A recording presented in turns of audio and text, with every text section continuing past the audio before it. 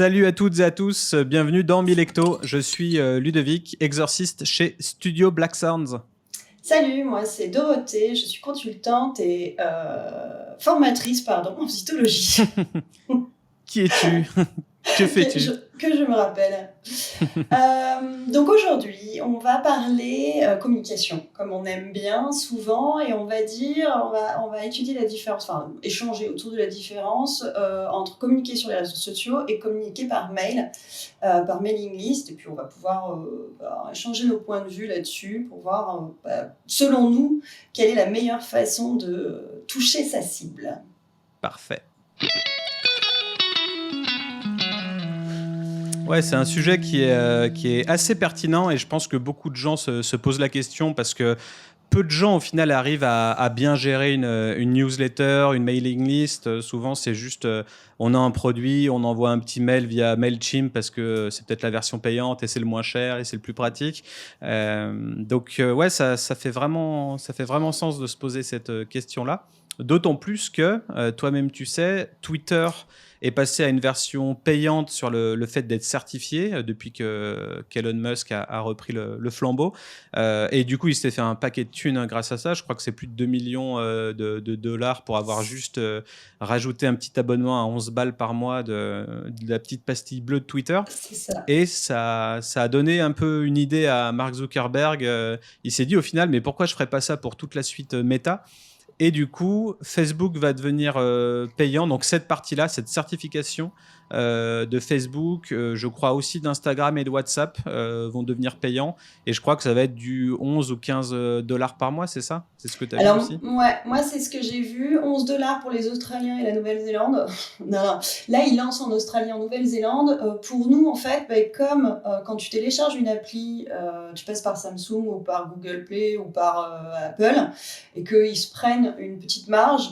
Si tu passes par Apple, par exemple, ça va te coûter 14,99 dollars en fait. Ouais. Voilà. Donc, moi j'ai regardé Et tout ça pour aussi. avoir une certif, une pastille. Et alors, je suppose qu'il y a un support, entre guillemets, support client qui va être un peu plus présent. Donc, bon, à quoi ressemble le support client sur Insta ou Facebook? Est-ce que ça sert vraiment à quelque chose? J'ai des doutes là-dessus. C'est surtout, est-ce qu'on a besoin de support client sur ces plateformes-là? Entre nous, on a toujours appris à faire sans. Donc, s'il y a un qu'on nous problème, réponde pas dès qu'on a un truc bloqué ou quoi. Donc, voilà. donc il y aura ça, justement. Plus quoi? Moins de pub? Alors, il y aura ça, moins de pub. Il y en aura toujours de la pub, mais moins. Et puis, évidemment, tu as toujours la question de le, entre guillemets, référencement, c'est-à-dire ton niveau dans les publications, quoi. Ouais.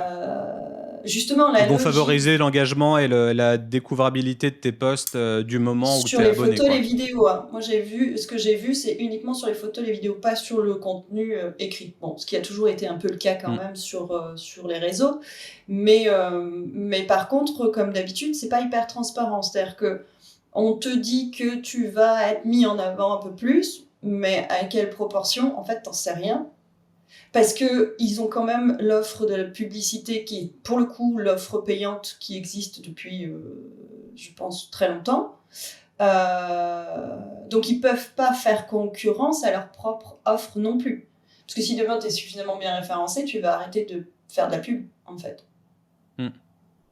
Ouais, donc, c'est sûr. Après, je pense que le plus important, c'est le fait que tu vas plus toucher qu'un infime pourcentage de ta fanbase. Tu vas toucher un peu plus de gens, mais moyennant 11 balles, 15 balles par mois. Et ça correspond au final aux premiers abonnements de Mailchimp, de Sendinblue, de ConvertKit, de tous ces outils mailing au final. Quand il s'agit vraiment d'aller un peu plus loin et de faire des choses automatisées et pas forcément avoir que 500 personnes dans ta mailing list, mais pour segmenter, etc., c'est intéressant. Ouais. Mais du coup, tout ça pour dire que c'est super... on se rend compte que les réseaux sociaux commencent à changer un petit peu leur business model et qu'au final, ça commence à devenir petit à petit payant et on se rend compte que les gens, les fans qu'on a accumulés, les gens qu'on cible, non seulement on cible plus comme avant, ce que tout le monde sait, hein, l'engagement il est plus organique du tout, mais en plus on a l'impression que c'est plus palpable en fait. Ces gens-là, ces fans qu'on a, cette communauté, elle nous appartient pas. Elle appartient à Facebook, elle appartient à Alors, Insta, elle appartient à WhatsApp. Ils peuvent changer ce oui, qu'ils veulent du jour au lendemain. Nous, on repart avec rien si c'est jamais on ça. récolte pas des infos supplémentaires. Exactement. Moi, c'est ça qui me dérange. Alors, ce qui me dérange, c'est que c'est un abonnement supplémentaire à payer. Tu vois, moi, quand je fais le compte, finalement, de tous mes abonnements à 11 euros, je Ouais. commence à en avoir beaucoup. Donc, bah, tu fais le calcul. Est-ce que ça vaut le coup? Je regardais un sondage, justement, où la question était toute simple, c'est est-ce que vous paierez 15 euros ou 14 euros pour avoir la certification Facebook, 72%, alors je ne sais pas exactement combien était, mais il y avait une centaine de personnes, je crois. 72% te disent non, déjà. 11% te disent oui. Alors tu te dis que quand tu vois les utilisateurs de Facebook, 10% qui prennent cet abonnement, tu te dis bon, peut-être c'est suffisant pour Facebook. N'empêche que la majorité des gens, déjà d'emblée, sont méfiants. Moi, Mm. Twitter, j'ai jamais fait la pastille bleue parce que les gens à qui je m'adresse me connaissent. Est-ce que j'ai besoin de leur assurer que je suis encore en plus vérifiée par Facebook? Tu vois, et puis encore un abonnement qui va tomber tous les mois et où je palpe pas, enfin, pour moi, je touche pas réellement l'intérêt, tu vois, parce que je suis Ouais. déjà pas suivie par des millions de personnes. Donc, si j'en gagne 2-3 par semaine ou par jour, je suis déjà ravie. Et je pense pas que ce soit ça. Si mon contenu il bouge pas, je passerai rien. Enfin, tu vois, moi ça me paraît un peu nulos comme truc. Mais Ouais, bah après, ça dépend de sa communauté, mais moi, je me dis, plutôt que passer son temps sur les réseaux sociaux, perdre son temps au final, swiper, s'y perdre, et puis euh, pour moi, le seul truc qui est tangible pour l'instant, c'est encore un peu Facebook quand on est une brasserie traditionnelle, et quand on est une brasserie craft un peu plus moderne ou un gros industriel, Insta, ça reste quand même un peu obligatoire. Plus les formats story ou Reels que les formats que ton feed d'actualité. Parce que les stories, c'est vraiment là où je pense que tout le monde voit. Enfin, on ouais, voit le c'est nombre de vache. vues en fait, et Ouais, tu peux qui engager touche. 100, 200, 300 personnes rapidement, alors Ouais, qu'un bah, post, tu vas avoir 24 likes, tu vois, c'est ça va ça. être, pas être la même chose. Donc plus gérer le format Reels et Story sur Insta, mais au-delà de ça, arriver à capter au final le mail des personnes, leur prénom, et puis commencer à se créer une mailing list et une réelle communauté. Donc il y a pas mal d'outils pour les communautés, et puis il y a pas mal de stratégies aussi. Moi j'ai écouté un podcast dernièrement sur une marque de boisson qui marche hyper bien aux États-Unis. C'est un boom extraordinaire, ça s'appelle Beatbox, et je Beatbox crois que comme c'est du punch. C'est du yes. punch en fait qui est niché dans le fait de faire la teuf. Donc c'est du punch qui est Ok. dans un espèce de Tetra Pak qui est complètement recyclable. Donc c'est pas un contenant en canne, c'est pas un contenant en bouteille. Ils ont pris l'idée de ce contenant un petit peu en carton qui est Ah. pas forcément esthétique de fou, mais qui est ultra Ouais. différenciant par rapport à tous les concurrents parce que personne n'en fait, donc ils se sont mis là-dedans. Et c'est un énorme boom, et puis c'est un délire pour faire la fête. Donc typiquement, au niveau loi E20, nous, on n'y est pas en France. Ça serait compliqué de baser tout notre Eh oui. produit sur le fait de faire la teuf. Mais par contre, eux, ils ont pris le parti pris d'avoir une niche sur les festivals, sur la musique. Donc ils mettent vraiment en avant ce côté festif. Et ils ont créé un Discord, ils ont plus de 5000 membres dessus. Et je ne sais pas si vous êtes curieux, vous pouvez aller sur le Discord de Beatbox et voir un petit peu comment ils organisent leur communauté. Et au final, ils rassemblent des gens, mais pas juste pour parler de leurs produits, pas juste pour faire des discounts sur leurs produits. C'est Mhm. vraiment, ils les fédèrent autour de bah, quels sont vous aimez en ce moment, quel festival vous plaît, est-ce que vous avez des tips Mm. pour ci ou ça. Donc ils créent une communauté de gens qui ont les mêmes valeurs et qui sont fans de musique et qui veulent partager autour de ça. Et de manière sous-jacente, il y a la marque au final, parce que c'est l'emblème de cette micro-communauté. Donc c'est Ouais. assez intéressant.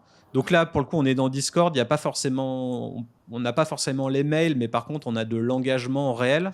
Les Ben, gens se c'est parlent entre eux. C'est limite Mais mieux. c'est ça, c'est que les gens se parlent entre eux. C'est-à-dire qu'à la limite, ils peuvent même se trouver des points communs. Enfin, le point commun, le point d'entrée, c'est justement ce punch. Et ils peuvent aller plus loin dans les discussions, comme tu disais, sur la musique, les festivals. En fait, en gros, ils peuvent même faire des connaissances via une marque. T'imagines, toi? C'est ça, ouais. C'est un Ouais, truc de fou. ouais.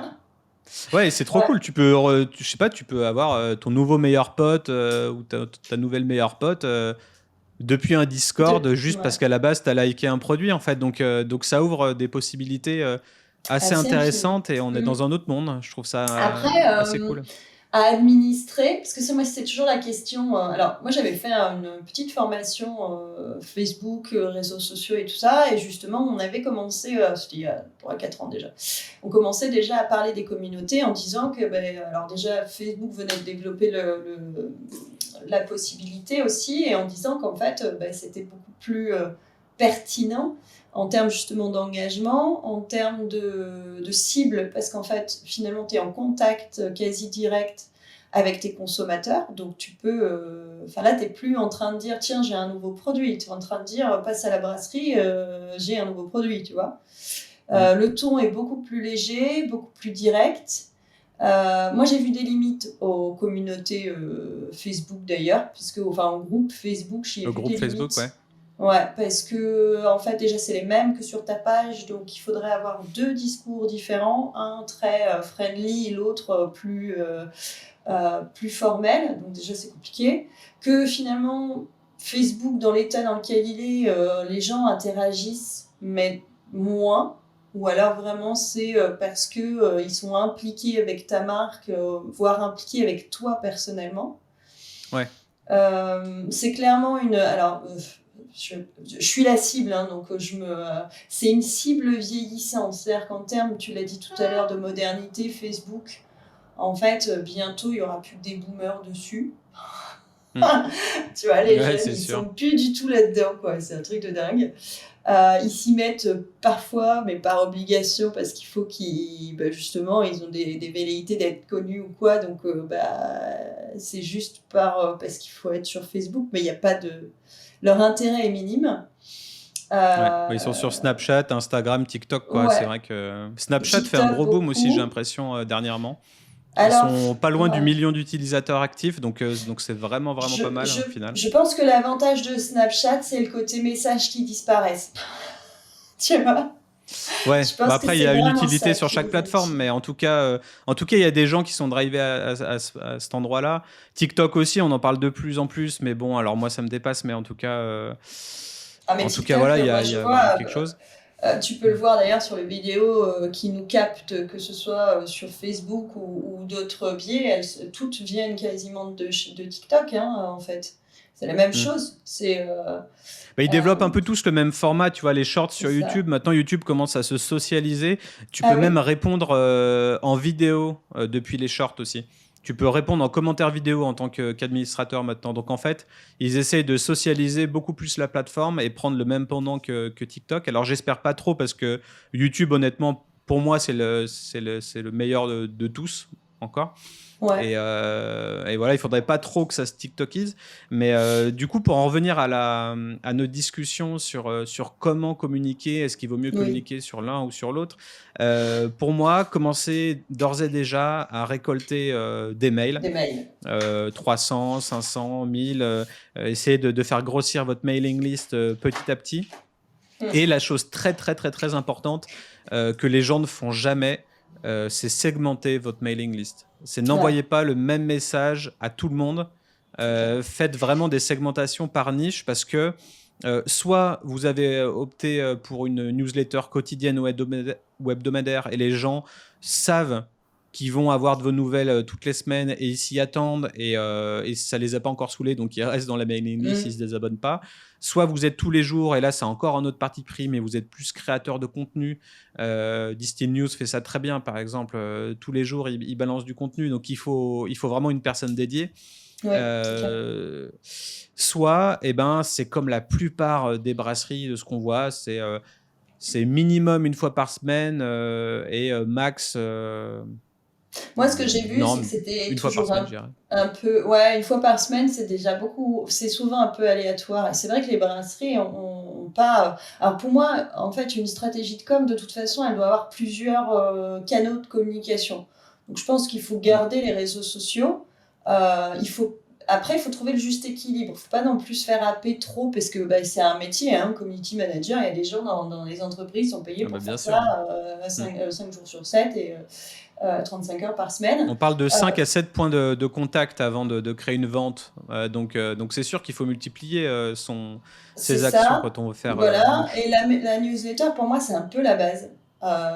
J'avoue. C'est là, les gens qui t'ont donné les mails, c'est des gens qui. Bon, déjà, il faut normalement être assez clean sur le RGPD, c'est comme ça qu'on dit. Hein. C'est-à-dire, il faut bien leur avoir demandé et qui valident le fait qu'ils reçoivent des newsletters commerciales. Mais il faut le faire. Et en effet, il faut le faire, il faut le faire souvent. Et ce qui est intéressant dans ce que tu dis, si tu veux communiquer quotidiennement, finalement, ta newsletter devient ton réseau social. C'est-à-dire que tu pourrais envisager, tu me dis si je me trompe ou pas, de faire finalement ton post Facebook. Tu le fais en mail aussi. Alors après, ça fait peut-être redondant et ta cible risque peut-être de s'ennuyer. Mais tu peux peut-être transformer la communication que tu fais.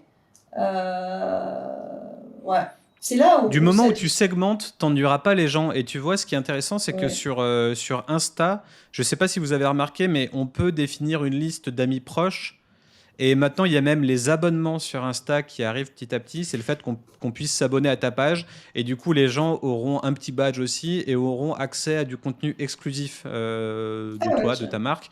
Et je crois que ça coûte 4, 5 balles. Alors, je ne sais pas si on met le prix qu'on veut, nous, en tant que marque, ou si c'est un truc commun, mais Twitch le fait aussi.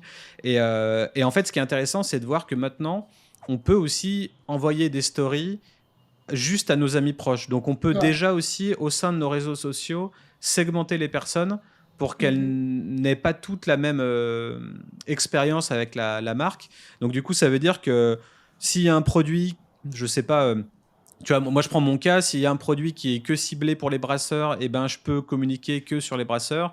Si j'ai un produit qui est ciblé que pour les spiritueux, je vais cibler que les distillateurs. Et c'est actuellement ce que je fais dans ma mailing list. Moi, je suis sur Sendinblue. J'étais sur Mailchimp avant, mais je trouve l'offre Sendinblue beaucoup mieux et beaucoup moins cher et beaucoup plus... Et c'est français. Et puis, ils font un petit peu de choses pour l'environnement. Je trouvais ça mieux. Et là, tu peux vraiment segmenter ta liste. Tu peux faire énormément de listes, chose que tu peux pas faire sur Mailchimp. Et en fait, quand tu segmentes ta liste, tu vois, j'ai une liste prospect, une liste client fidèle, une liste distillateur, brasseur. Et du coup, je vais aussi dans le détail, tu vois, c'est pas que par job, c'est des fois aussi par nombre de points de contact effectués ou des choses très très typiques, tu vois, nombre de e-books achetés ou ce genre de choses où tu peux arriver à envoyer après des messages très ciblés aux personnes qui sont censées déjà ouvrir tes mails, parce que le taux de conversion, il est généralement faible. C'est quoi? C'est au minimum, au grand max, la plupart du temps, du 35% de taux d'ouverture. Donc, c'est quand même vraiment c'est déjà pas mal, grand-chose. 30%. Moi, j'ai vu en moyenne, c'est 10-12%. Alors, toute marque et toute diffusion confondue. Hein, tu vois, donc 30%, et tu vois, Fred, mon acolyte de Bottlefield Show, dans sa newsletter, c'est 64% son taux d'ouverture. Et il fait une newsletter quotidienne. Donc c'est pour bien montrer que les gens qui aiment ton contenu restent au final. Donc il y en a plein qui seront saoulés par le fait que tu envoies tous les jours. Mais en fait, si tu t'y tiens, les gens, ça devient le petit rituel quotidien avec le café, tu vois. Et le taux d'ouverture, 64%, c'est énorme. Donc c'est vrai que ça pose des questions. Ouais, et je pense que le ton du message, si tu veux, la façon dont tu abordes les gens peut être intéressant aussi. Alors moi, je suis pas trop pour le trop de mails, c'est chiant. Et en même temps, si j'adhère à la marque et si j'adhère à ses communications, ça va m'intéresser. Donc, je vais regarder, je vais peut-être pas lire dans le détail, mais je vais voir la photo, je vais lire les 3 lignes en dessous, je cliquerai peut-être sur rien, mais j'aurai au moins ouvert. Donc, c'est vrai que ça te fait un système de rappel. L'avantage aussi, je trouve, moi, de la newsletter, c'est que tu as des statistiques qui sont beaucoup plus précises que ton post Facebook. Ton post Facebook, leur engagement, le nombre de personnes. Alors, tu peux voir le nombre de personnes qui a cliqué sur j'aime. Ouais, pour moi, c'est assez développé quand même, les stats Facebook et Insta. Ouais, pour autant, moi, j'ai toujours pas d'explication sur les trucs qui marchent et les trucs qui marchent pas, tu vois. Des fois, je vais avoir un engagement, je vais faire un plus 120%. Et puis le lendemain, je vais faire je vais faire un À moins 20, 14. 30, ouais, ou un moins 14. Et là, tu fais, non, mais attends, expliquez-moi, est-ce que c'est l'horaire? Il y a tellement de critères, si tu veux. Est-ce que c'est l'horaire? Est-ce que c'est ma photo? Est-ce qu'il y a trop de texte sur la photo? Est-ce que la vidéo, finalement, elle n'a pas vraiment chargé? Est-ce que j'ai mis un mot qui leur a pas plu? Et en fait, le truc, c'est que tu ne sais pas, des fois, pourquoi tu as enfin, tu sais pourquoi, tu peux savoir pourquoi tu as plein d'engagements, mais des fois, tu comprends pas pourquoi il y a des trucs qui ne sont vus par personne. Mm.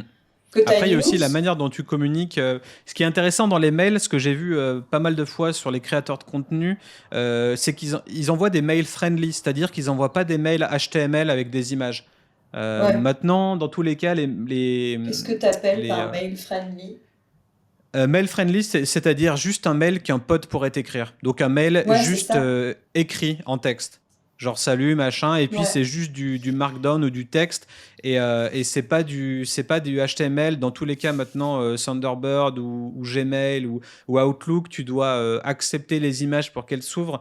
Donc Ouais. d'entrée de jeu, t'as pas non plus l'expérience visuelle directe. Donc en Mhm. fait, des fois, pour paraître plus Proche. palpable ou plus spot ou plus proche de ton audience, juste envoyer un mail comme si t'envoyais un mail à un pote, Mm. c'est aussi une très bonne idée, très simple pour happer ton client. Et Ton le fait de client, lui ouais. apporter quelque chose dans sa vie au jour le jour aussi, c'est ce que je vois toujours, et ce qui me désole un petit peu, c'est toujours à propos de nous. C'est toujours, on se met sur un piédestal, on met notre marque sur un piédestal, on a un nouveau produit, donc on le promeut.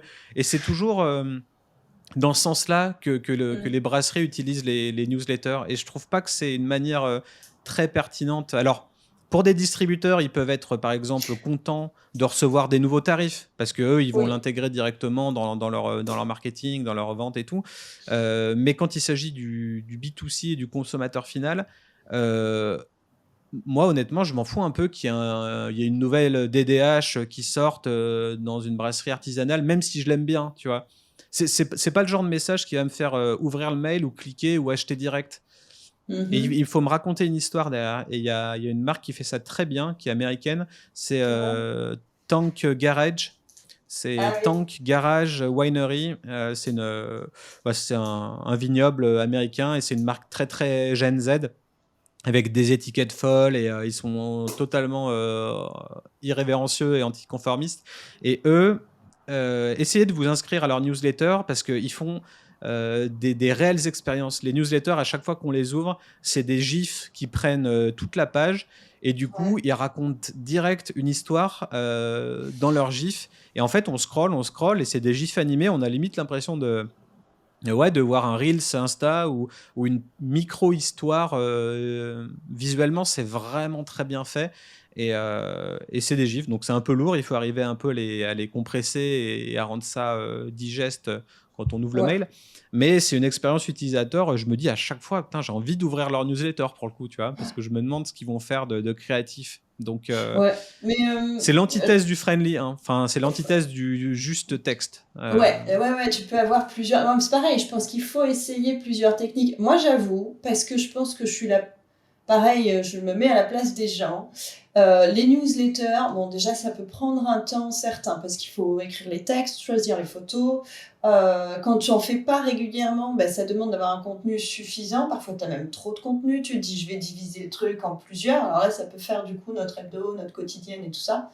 Et en fait, je me suis rendu compte, par une utilisation personnelle, qu'en effet, finalement, les mails tout simples, en info directe, quand il n'y a pas un gros pavé, parce que c'est ça aussi le problème, hein, c'est que bah, forcément la mise en page de ton mail brut, ce ne sera pas le même que celui de ta newsletter. Mais en attendant, t'as plus, t'as plus l'impression que c'est à toi qu'on s'adresse. Et je Mm. pense que les gens... j'ai vu une conférence, alors ça dévie, et ce sera peut-être l'objet d'un autre podcast, justement, sur la communication responsable. Ils ont sorti un bouquin, l'ADEME a sorti un bouquin sur la communication responsable. Alors moi, j'ai trouvé qu'il y avait beaucoup de choses qui étaient genre évidentes, comme quoi bah, il fallait communiquer sur l'origine des produits, des choses comme ça. Et à côté de ça, ils te donnent des petits trucs utiles justement pour éviter de trop consommer. Donc par exemple, tu fais un événement, est-ce qu'il faut que tu fasses beaucoup d'affiches, beaucoup de flyers, beaucoup de machins? Donc, ils conseillent de passer par les mails. En même temps, ils te disent attention, les serveurs, c'est pas très écolo. Le flux des données devient tellement important que ça peut être demain une cause de pollution non négligeable. Ouais. Et donc, je pense qu'il faut trouver ce juste équilibre. Je pense qu'il faut aussi s'interroger sur la façon dont on communique et qui sont les gens qui nous écoutent. Donc, toujours pareil, hein, c'est de la stratégie et de l'étude de sa cible. Reste quand même finalement que, et comme tout ce qu'on vient de dire là, plus tu vas t'adresser aux gens directement, c'est un peu comme si tu les appelles par leur prénom, en fait, ça marchera mieux. En fait, c'est un peu comme dans une boutique, finalement. Quand ton client il arrive et que tu le reconnais et que tu sais ce qu'il a pris la fois d'avant, tu vas lui dire tiens, pour vous spécifiquement, parce que je connais vos goûts, parce que je vous connais, parce que vous êtes un habitué, et je vous remercie pour ça, je sais exactement quoi vous conseiller en produit découverte. Et là, en fait, la vente, elle est assurée, et d'une certaine façon, finalement, les réseaux sociaux, la communication et le marketing, c'est ça. Alors, ça, c'est une chose vraiment importante. Et en même temps, tu peux te dire, mais ok, je suis une brasserie, maintenant, comment est-ce que je récolte des mails? Parce que quand tu es une cave, ok, un client peut venir, tu lui fais sa fiche client, tu demandes son mail et après tu lui envoies une newsletter, ça reste plutôt basique.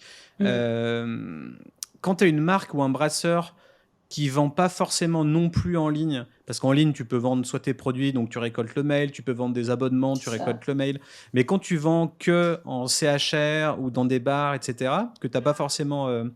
qu'au final, ta mailing list, c'est que du CHR et pas forcément des particuliers. Ouais. Comment tu fais pour générer des leads et avoir ces adresses mail et bâtir ta communauté, quoi. C'est une question. C'est sûr que si tu as une taproom, c'est mieux. Après, moi j'avais essayé ça, pas sur une étiquette de bière, mais ça peut toujours se faire, c'est le QR code sur le produit, ce que font beaucoup d'industriels, hein. Après, on n'invente rien. Donc le QR code sur l'étiquette, par exemple. De l'affichage en magasin, suivez notre actualité en demandant à tes revendeurs. Alors c'est sûr qu'en supermarché c'est plus compliqué parce que je sais pas trop comment ça marche, mais tes revendeurs indépendants ou tes réseaux type VNB peuvent de temps en temps mettre un peu de PLV pour attirer l'œil aussi, tu vois. Alors mettre de la PLV et aller dans l'action, franchement faut vraiment être un ouf pour arriver dans un rayon. Et tu fais un jeu concours. Ouais, voilà, il faut qu'il y ait un petit truc à gratter à la clé, une petite carotte, parce que je vais pas scanner le QR code à côté du portrait du brasseur du moment pour mettre mon mail pour aller mettre dans sa newsletter. Tu vois, j'ai aucun intérêt à faire ça. T'as pas d'intérêt et en même temps les gens le font, hein. Moi je le vois, c'est pareil, hein, je ramène tout à moi, mais quand je vais chercher du vin, moi j'ai Vivino, j'ai mon téléphone dans la poche et puis je scanne les étiquettes. Pourquoi je scannerais pas un QR code, tu vois? Après c'est sûr, il faut le tenter. Peut-être que ta cible fait pas ce genre de truc, mais je pense, tu vois là, on parlait, c'est peut-être aussi le sujet d'un autre podcast, mais quand tu regardes sur les emballages, c'est du marketing pur, hein, des industriels, des QR codes, t'en vois partout maintenant.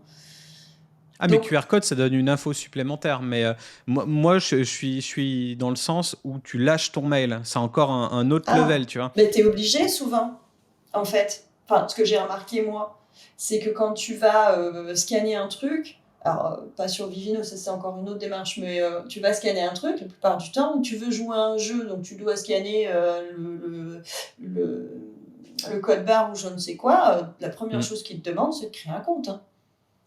Donc ça me paraît pas déconnant que ça arrive directement sur une page d'inscription et qu'après seulement tu puisses valider une participation à un concours, tu vois. Alors c'est vrai que dans tous les cas, faut un petit challenge, faut un jeu, faut un concours, faut que le consommateur final y ait à gagner quelque chose, quoi. Soit parrainer des potes, soit soit de l'engagement dans la marque. Si ta marque, c'est BrewDog, tu vois, peut-être que tu peux avoir des ultra fans aficionados, voilà. Ou une chose que BrewDog d'ailleurs avait fait qui était très bien, c'était leur manifeste et le fait de devenir actionnaire de la marque.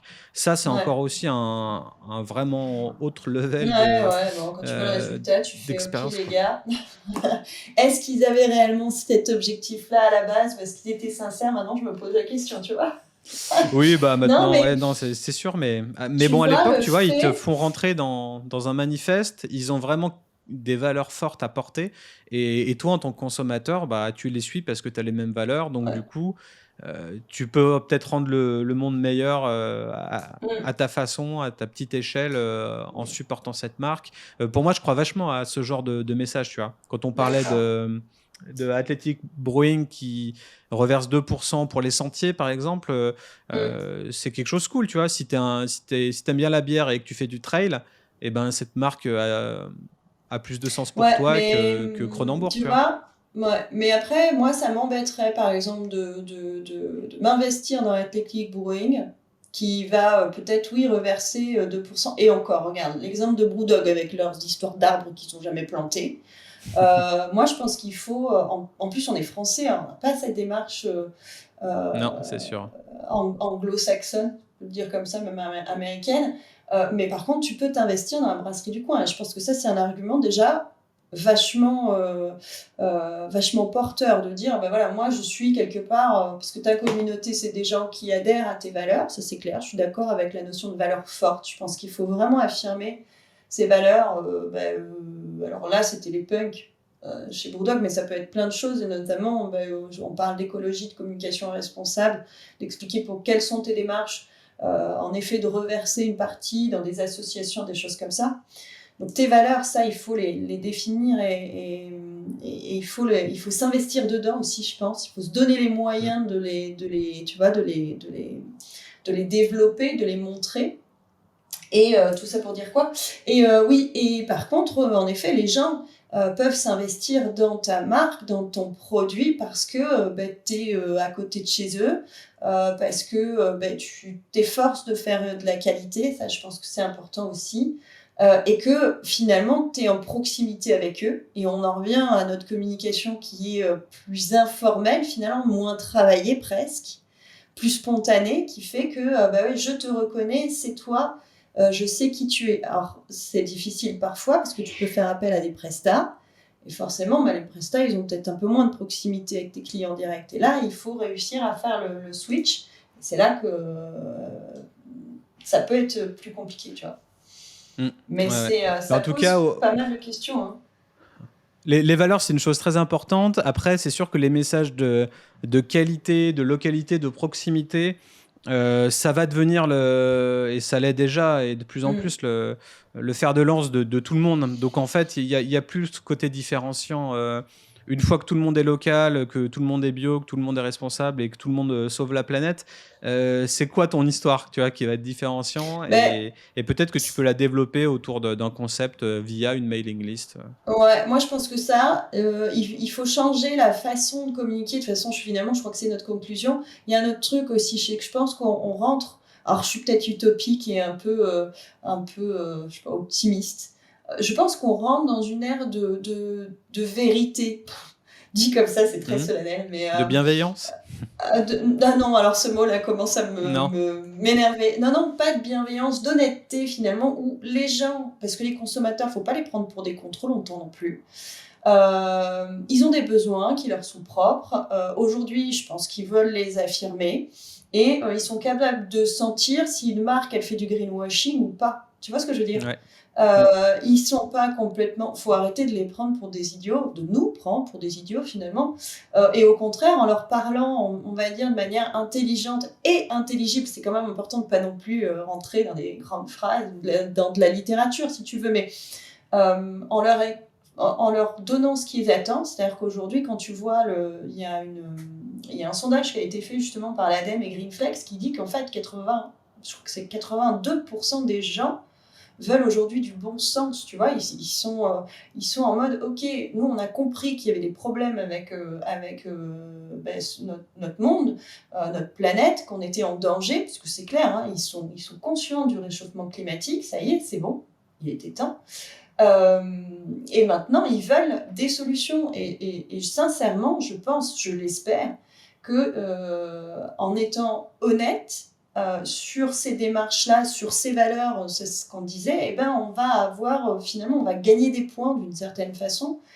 Et tant qu'on reste sincère et qu'on le fait sans...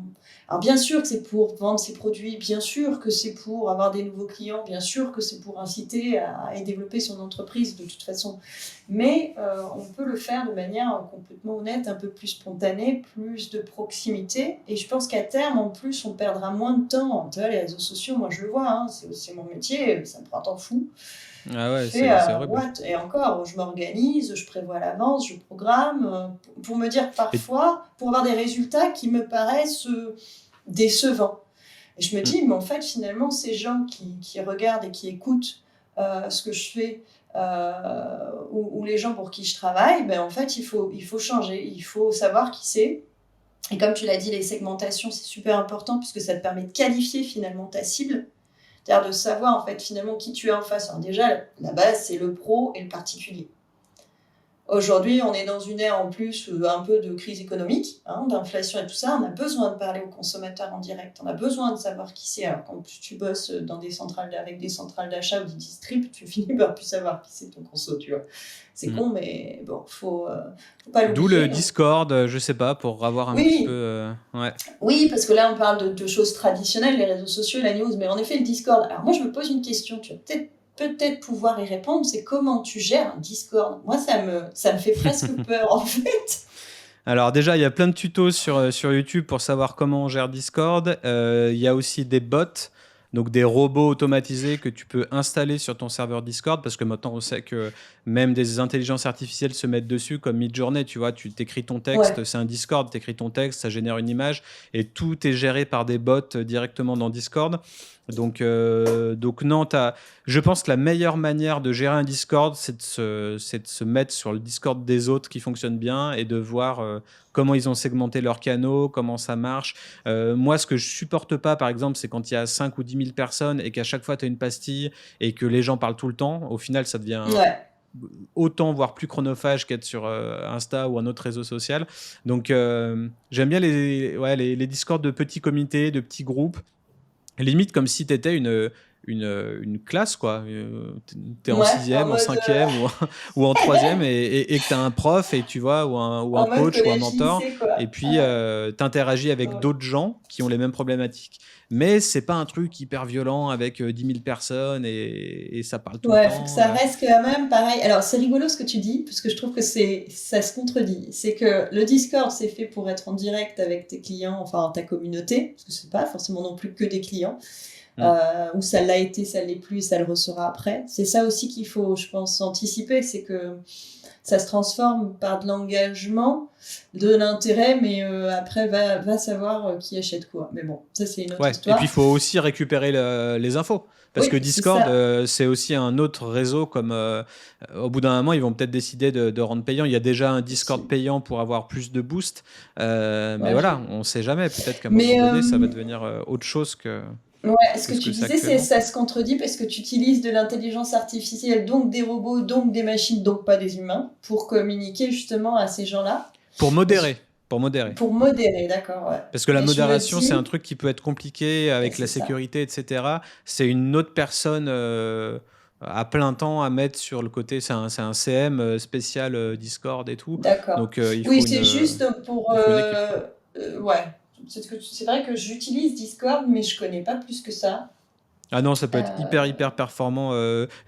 Essayez d'aller sur plusieurs Discord différents et vous verrez. Et pour en revenir sur Beatbox dont je parlais au tout début, ils avaient quelque chose d'assez intéressant. Alors eux, ils ont la chance de ne pas avoir la loi E20 et du coup de pouvoir kiffer un peu sur le côté lifestyle de la marque. Mais ce que je trouve intéressant, c'est la nana disait que tout ce qui est délire éco-responsable, forcément ça l'était, mais ils utilisaient ça sur LinkedIn et essentiellement pour les pros, pour le Ah CHR ou ouais. les pros. Quand il s'agissait de parler à la communauté, ils n'allaient pas dans des délires éco-responsables. Ils parlaient uniquement de teuf, de fêtes, parce qu'ils veulent que leurs produits soient festifs et ils veulent pas Ouais. Ils que veulent, ça ouais. connote des actions ou des choses, parce que tout le monde en parle, tout le monde fait ça et ça Oui, fait plus c'est une rêver personne. démarche. Donc Et en plus, ils toutes les doivent. démarches éco, Ouais, c'était pour ouais, les pros. Et c'était j'ai pour trouvé les ça pros. intéressant. Ouais, mais c'est rigolo parce que je pense que c'est même générationnel. C'est-à-dire que nous, les vieux, on fait moins la fête et on boit moins de punch, tu vois. Donc, ils ont un C'est sûr. discours pour les revendeurs qui sont, je dis les vieux, mais qui sont des gens comme nous, c'est-à-dire qui ont des boîtes de distrib, des réseaux de magasins de vente ou des petites boutiques, tu vois. Donc, nous, on a encore besoin d'avoir ce discours-là. Et puis les jeunes, en fait, ils le savent que c'est la merde. Et puis t'imagines, t'es déjà, tu sais déjà pas comment tu vas trouver ton boulot. Est-ce que tu vas faire le métier passion dont tu rêves? Si en plus on te rajoute l'angoisse de te dire, mais en plus tu sais même pas si tu vas pouvoir rester tranquillement chez toi comme tes parents ont pu le faire. Ouais, c'est clair, ils ont raison. Mm. Ils sont dans le divertissement et surtout pour du punch, quoi. Tu vois. Ouais. Avec le Euh, nouveau délire des Borg, je sais pas si tu vois là, le Blackout Gallon. C'est une grosse tendance là où ils mettent de l'alcool coupé à la vodka et à l'eau dans des gros. Ils appellent ça des gallons, donc je crois que ça doit être une espèce de gros coffre fermé. Et en ouais. gros, c'est le nouveau binge drinking générationnel où tu coupes ça un peu avec de la vodka, avec de l'eau, avec du jus. Et je crois que c'est une grosse tendance. Ça fait un peu peur au gouvernement. Et en même temps, ils Ah disent que ça ouais. peut être une manière de faire du binge drinking raisonné. Ah Parce qu'au bon. final, tu sais la dose que tu mets dans ton Borg. Donc, allez taper ça, Bah BORG. ouais, Je suis tombé des nues quand j'ai lu ça parce que je moi, connaissais tu pas. dis Borg, Mais je c'est pense à Björn Borg, tu vois, c'était quoi un genre de non. délice. Non, ouais, c'est. Franchement, ouais, depuis l'avènement des réseaux sociaux, des TikTok, des machins, il y Ah, a il y a des des trucs tendances débiles. toutes plus folles les unes que les autres tout le temps. Ah. Donc, mais bon. C'est un Il y a nouveau des truc que j'ai trucs. entendu aussi dans un podcast. Donc, Ok, ça fait écho avec le côté teuf et compagnie. Mais c'est marrant. ouais, Enfin, c'est marrant. c'est marrant. Si c'est dangereux pour la santé, ça l'est vachement moins. Mais Ouais, on va éviter de montrer ça à nos jeunes. Euh, c'est ça. parce que bon. Et en euh, même temps, ils vont pas nous attendre, hein. non, non, c'est Moi-même, je me clair. rappelle quand j'étais jeune, On en a fait c'était. aussi. Et puis ça fait partie Ouais. je vais dire, de l'apprentissage. C'est pareil, je vais pas le dire trop, je le dirai plus tard ça. Mais ouais, on a tous fait des conneries et en effet ça fait partie du truc, mais on dévie là d'un coup. Mais Ouais. oui, en fonction de ta cible, comme d'hab, hein, tu te retrouves à communiquer pas forcément de la même façon. Et c'est là aussi, on en revient toujours au même finalement, que voilà, tout dépend de ta cible et de son intérêt. Donc moi je pense qu'il faut toujours essayer tu vois, pour rester dans la modernité ou en tout cas dans la tendance, il faut essayer des trucs, puis si ça marche c'est bien, si ça marche pas, on passe à autre chose, tu vois. Ouais, c'est sûr. C'est sûr, Donc mais le point final, à mon avis, c'est essayer de créer votre communauté, de bâtir votre propre communauté, que le jour où les réseaux sociaux n'existent plus ou sont plus hype, vous repartez quand même avec quelque chose qui vous appartient, ça, avec des noms, des prénoms, des connaissances, des emails, et voilà. ouais, c'est 42 ça. minutes, 43 là. On C'est pas mal, va... hein? Ouais, on Ouais, est plutôt pas mal pour une fois. carrément, on a pu tenir un moment. C'est Bon, bah clair. c'est tout pour aujourd'hui du coup. C'est tout pour aujourd'hui. Allez, et ben on se voit dans 2 semaines. À dans 2 semaines. Ciao, Allez, ciao ciao. ciao. Salut.